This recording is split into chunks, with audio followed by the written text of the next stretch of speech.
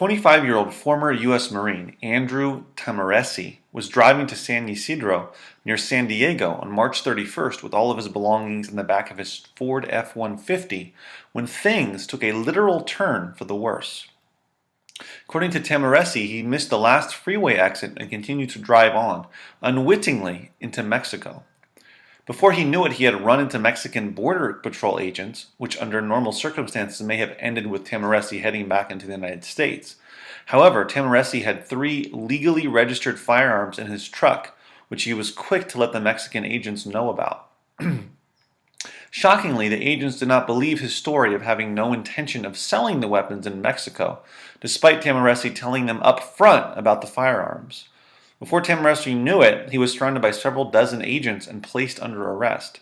Tahmooressi now sits in Tijuana's La Mesa State Penitentiary facing federal weapons charges with no option for bail.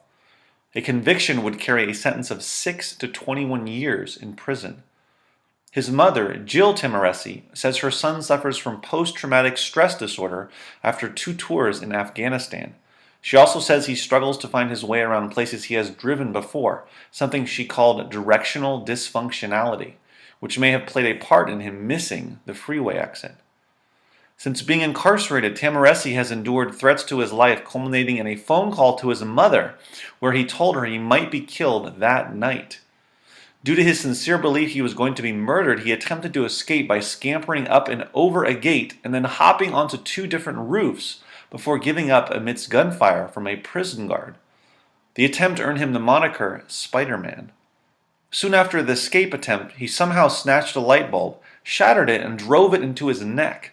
Luckily, he had no major damage and only required a few stitches. According to Tahmooressi, he is calmer now and simply waiting to be released. Unfortunately, he might be waiting for some time, as the judge assigned to his case does not plan on questioning the border agents who stopped him until May 28th, almost 2 months since he was first arrested. The situation makes for a bizarre and frustrating case, as Tahmooressi apparently had no intention of even entering Mexico, and therefore had no need to worry about any repercussions for possessing his 3 legally owned weapons. Unless, of course, he ended up in another country with different laws.